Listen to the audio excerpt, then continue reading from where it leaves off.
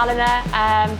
Today I'm cooking a red mullet with a vanilla and Jerusalem artichoke puree, along with some nettle oil and a pumpkin fondant. I am going to show you how to make the oil, but with coriander. So the inspiration behind the dish itself, I like to play a lot around in the kitchen, so I try to pair what's in season with the foods that I'm able to make. So today, for example, red mullet's nice and it's in season. I like to order it fresh, locally, so I use Ashton's. Same with the veg, I like to order locally, so I order from Bishop's. Again, they're local to Cardiff. So I've cut this pumpkin in half, and as you can tell, it's really nice and orange. I'm going to discard the seeds, because they're not very good at the minute. So obviously these pumpkins have just come into season. Now normally what I would do is I would take the seeds out, wash them, dry them and deep fry them so you could use them as a crisp element to the dish. But today, sadly, looking at these, I'm not going to. So now again, I'm going to cut down the middle because it's a big pumpkin, if I can. There we go. So next thing I'm going to do is I'm going to peel him with a knife so you get nice little edges off him.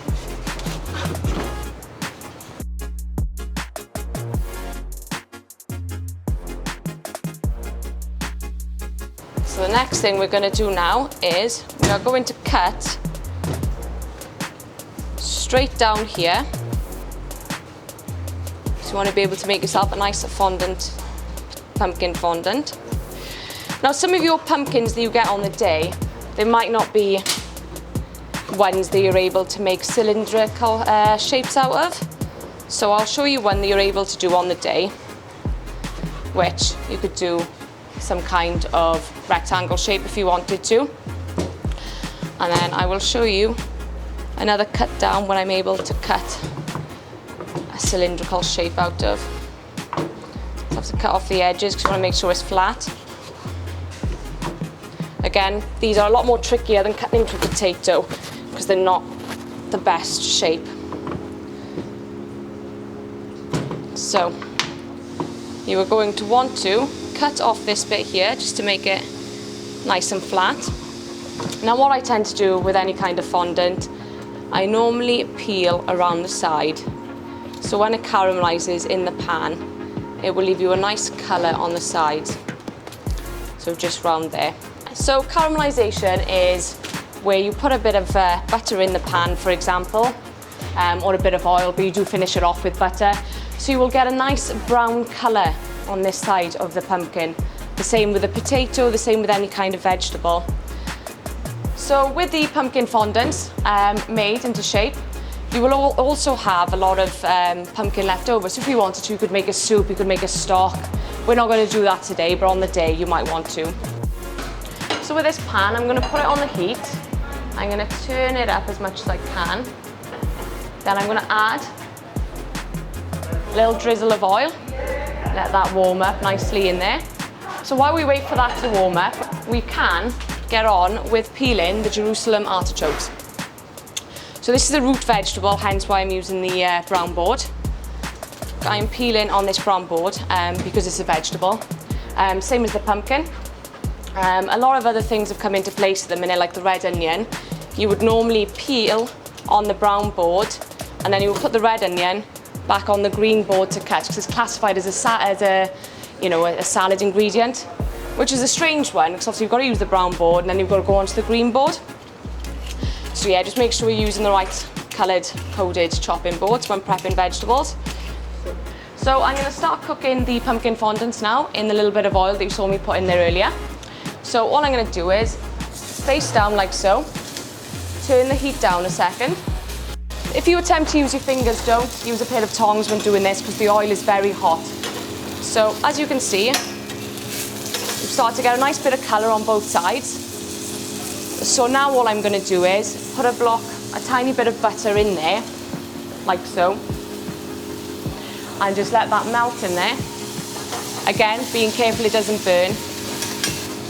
Now you've got that buttery goodness in there now, soaking into this pumpkin here, which we're going to get all the flavour from. Fab. So the next thing we're going to add to the pumpkin fondant is some thyme, some garlic, and then we're going to finish it off with water, and we're just going to let it simmer for about 20 minutes. So all you need is 1 clove of garlic,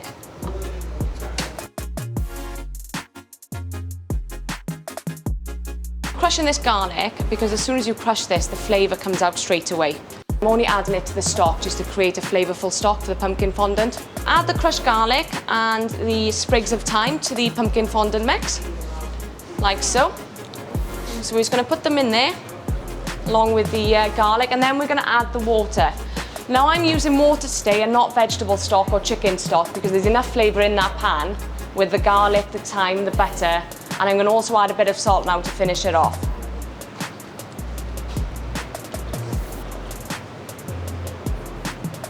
Like so. So I'm just going to let that simmer for roughly 20 minutes or just until it's very tender, but I still like the pumpkin fondant to have a bite when you're eating it. I don't like it to be mushy. I'm just going to add a bit of black pepper in there. Pinch of salt also, just to add to that flavourful stock in there. So now we're going to do the Jerusalem artichoke and vanilla puree. So what you need is get yourself one shallot like so. You want to cut at the end. You cut down the middle like so. And then we want to discard of the skin because we don't need that. Down lengthways.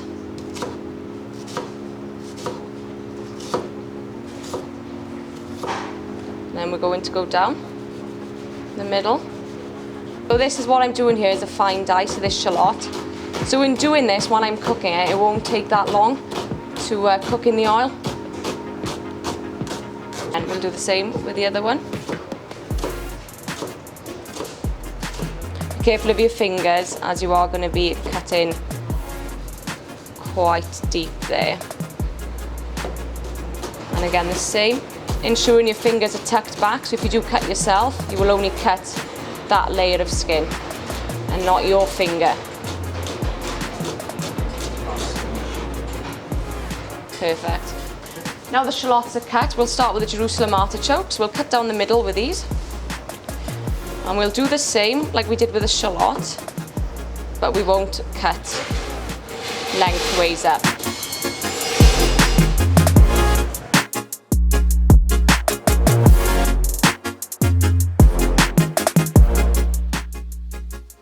I've got a pan on the heat here, on high. So what I'm going to do is add a little olive oil.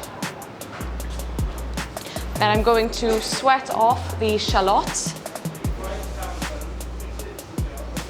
So the shallots are nearly there now. As you can see, they're quite translucent. They're about 2 minutes away from being cooked. So what I'm going to do is I'm going to add the Jerusalem artichokes to this dish.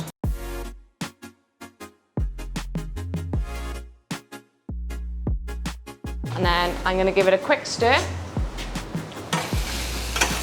Because like I said before, we've got to be careful that we don't catch the bottom, which means you don't burn the bottom of the pan because you're not stirring enough.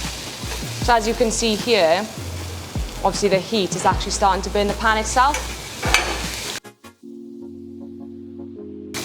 So while that sweats off in there, the next part of the dish is a vanilla pod scraped.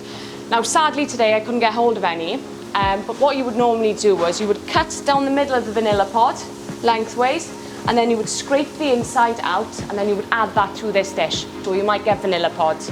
I couldn't get any, I couldn't source any sadly, so I will be using this today. So if you do use this instead of vanilla pod, all you need is about 10 grams worth. So I'm just going to tip that in there and let that soak up the other flavours inside.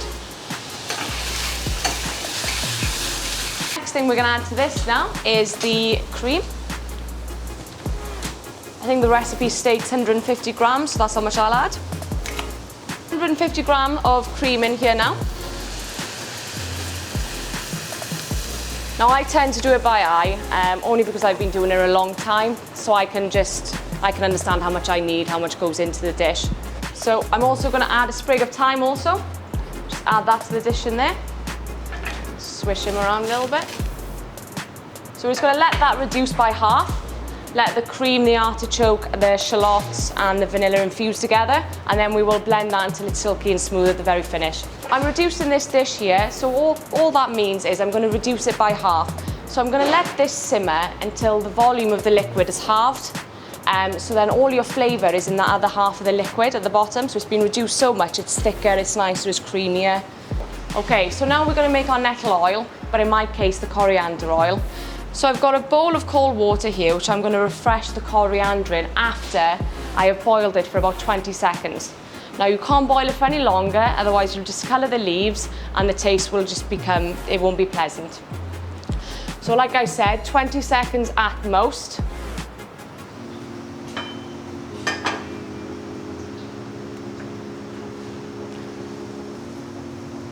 Submerge the nettles, or in my case, the coriander. Okay, so I'm blanching this coriander for 20 seconds because it's just enough time where the leaves won't discolour and I'll be able to keep that fresh, fragrant colour while I'm mixing it with the oil at the very end. The leaves are still very green, very fragrant. So I'm going to take that off and I'm going to place that in the cold water. Now with your nettles, like with this coriander, it smells really, really nice. Very fragrant. The colour is still nice and green, which is what you're going to need when you're making the oil to finish off. Okay, so now with the coriander, in your case nettles, hopefully you can get them on the day, I'm going to take as much liquid out of this as I can, because when I'm mixing it with the oil, I don't want any remaining parts of the water in to discolour, otherwise it will turn brown. So you've got to make sure you squeeze it thoroughly. So we're going to add that to the blender.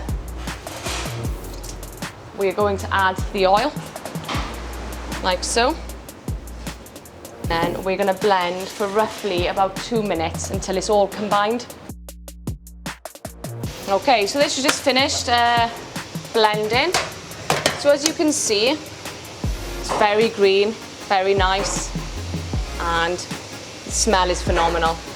So I'm going to pass this through a chinois, which is a very fine sieve.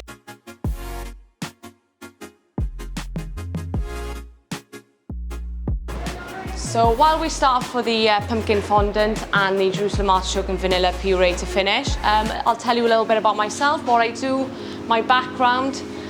So like yourselves, I've been to college. I did my MVQ level 2 and 3, and then I did my level 3 supervision and front of house silver service. So unlike most of you, I've done back and front of house, only because I wanted to learn both parts. I knew from a young age I wanted to be a chef, so I knew that's where I would take myself. So I don't know if any of you have heard of the Classroom on Dumballs Road. It's a college and they've got their own independent restaurant upstairs. I worked there many years ago where I managed to get the first college rosette for Wales and then the second one just as I left. So there, for example, we used to teach the students, they used to come into the restaurant, we used to let them run a service, we used to let them do their mise en place with us. So that was it was nice to see, obviously, because I'd come from that background myself. It was very nice to be able to help students also, like my tutors back then helped me. So I remember working in the classroom and a well-known critic walked past the window into the restaurant and had food. Now he's very well known in London and across the UK. I can imagine Europe as well, if I'm honest. So it was an honour and a privilege to cook for someone who actually gave us great feedback on our food. Now it wasn't just me who did the food, it was the students, it was everyone. We were all part of a team. So we all took credit for that. But I'd just like you to have a think about what critics there are about, who they are, you know, and that kind of thing.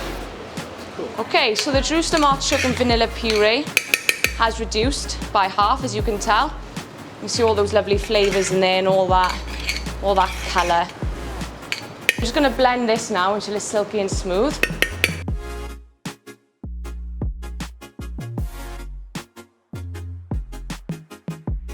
I'm going to heat that up. You want to make sure your pan is as hot as it can be because you want to make sure that you get a crispy skin on your fish. Just going to add that to the pan. Now be careful because the oil is going to spit. So what I suggest you is have some kind of fish slice or a spatula and press it down. But don't burn yourself.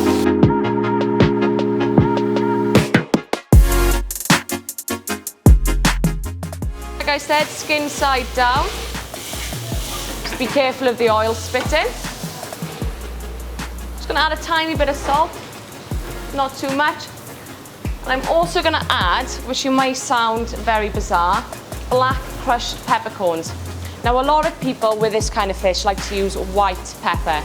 Now, I think the taste comes from black pepper, and I thoroughly enjoy working with it, if I'm honest.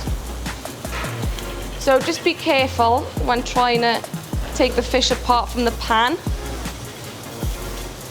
I'm gonna flip the mullet over, because I think it's had enough time on the bottom with the skin. Now, can you see now that is nice and crispy? So the next thing we're gonna do, I'm gonna add a little bit of butter, that crushed garlic, and a sprig of thyme. Now, the whole reason I'm using the butter, the thyme, and the garlic is to get as much flavour into that fish as I can.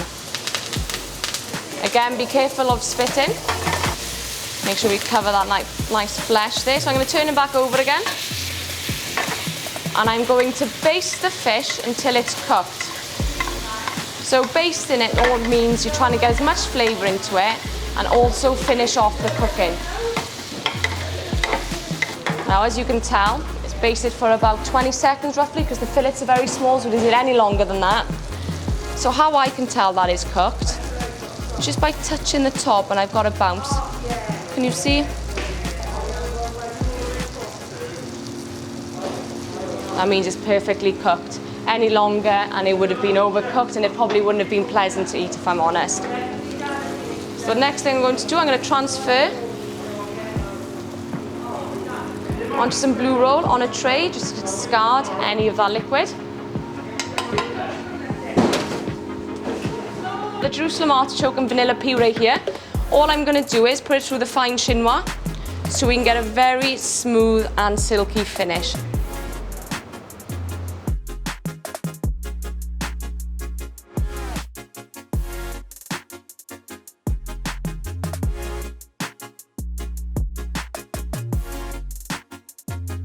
The best thing about the Jerusalem artichokes is, we'll find out when you get to taste this dish, is the nutty flavour you get from the vegetable itself.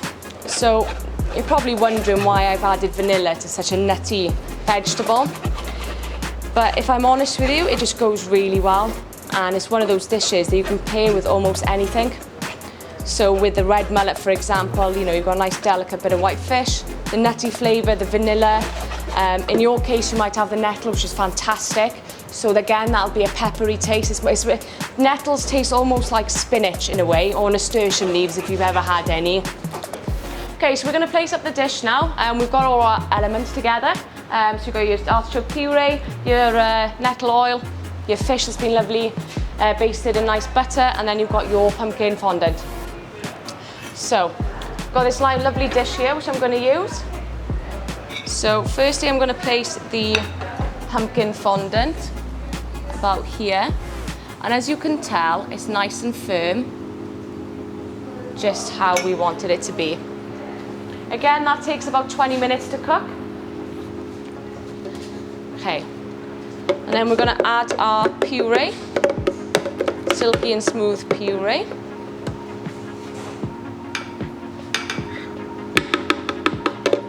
Tidy them up a little bit, there we go. And then we're going to get this lovely bit of fish here.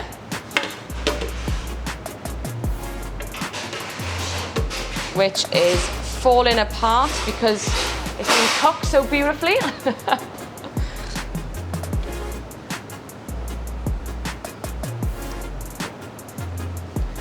Just going to place him there. So as you can see already with all the colourings, you've got the orange, you've got the red mullet there, then you've got the puree, and then now the coriander oil. Just going to dot this round.